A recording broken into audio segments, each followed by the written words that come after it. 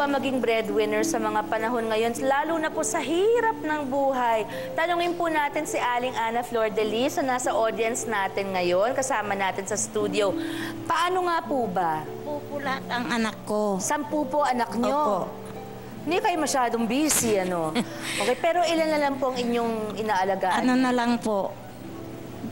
2. 2 po. Opo. 2 anak. Opo. Mga apo po? Ano po lahat ang apo ko? 18. So, pero yung 2 anak... Yung 4 po bali 5 mga nga apo ko sa akin. Kasi yung sa panganay ko, sa akin na talaga lumaki. Tapos may 4 pa akong, yung sa pangalawa kong anak, iniwanan po siya ng asawa niya. Ngayon, bali po ako ang kumukop-kop sa kanila. Paano niyo po binubuhay lahat kayo? Nangangalakal nga po kami 2 mag-asawa.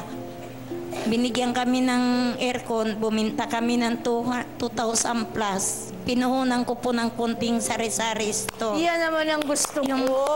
Alam ang gagawin sa pera. Salamat po, Ate Ana. Maraming salamat po, Saludo po ako sa inyo. Madalas po may gusto tayong patunayan sa sarili at sa iba, kaya nagpupursige po tayo.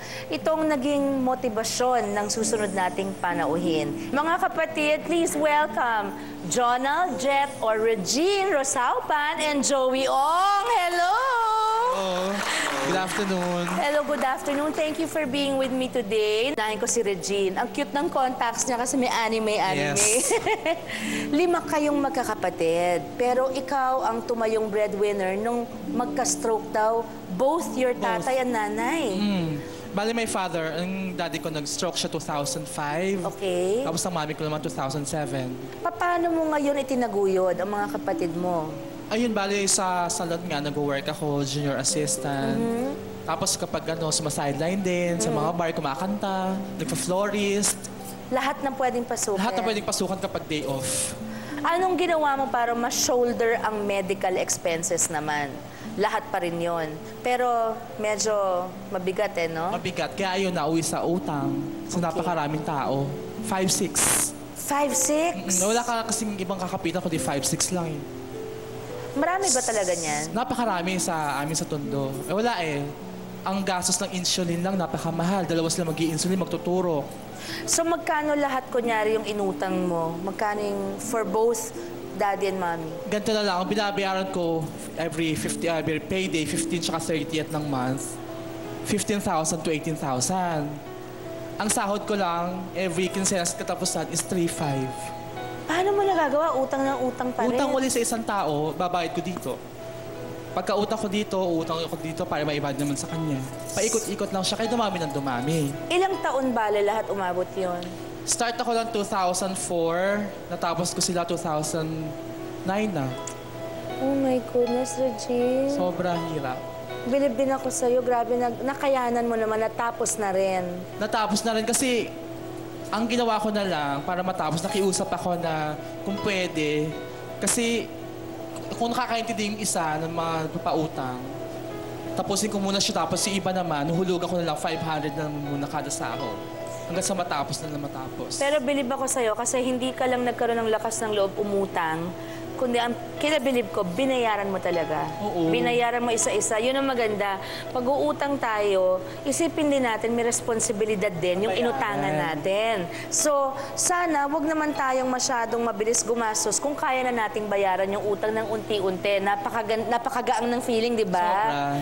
Tsaka hindi ka kumbaga hindi ka na masyadong nagmolestya ng tao. At saka nakakita mo naman yung kasama mo din nila yung inutang mo para rin sa... Right. Oo, ayun. Bilib ako sa'yo. To Joey naman. Yes. Sa 5 magkakapatid, 5 rin, ano? Ikaw lang daw ang hindi tanggap ng inyong ama. Anong feeling nito? Nung maliit pa kasi ko, medyo asiwa na lagi sa akin ng father ko. Although, hindi naman namamalo ang father ko, pero makikita mo sa expression ng mukha niya na ayaw niya sa akin. Nakikita na ba niya na Oo, kasi nung maliit akong parang babae na yung kilos mo? malambot na ako noon. Malambot na, effeminate na. Ang pangarap kasi ng tatay ko nung bata ako, mag-police or mga military, Ilang kayong lalaki sa magkakapatid? bali 3. Tatlo, okay.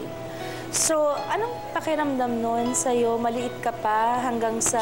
Siyempre, medyo masakit sa akin, pero binabawi ko na lang. Kasi ako yung pinakamarunong sa aming magkakapatid. So, binabawi ko na lang dun sa kung ano yung kaya kong ibigay para makita niya kung ano yung kaya kong ibigay. Kumbaga, yung hinihintay mo lang yung approval niya. Mahirap.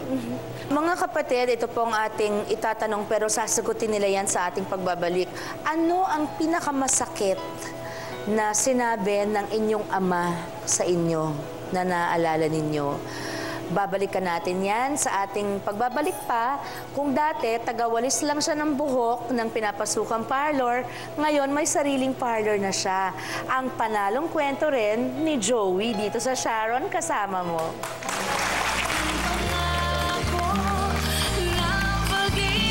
Kung bibigay ka sa lalaki, mas mabuti sa... Unahin mo muna yung pamilya mo. Diba? Totoo lang. Wala ka namang papala sa lalaki.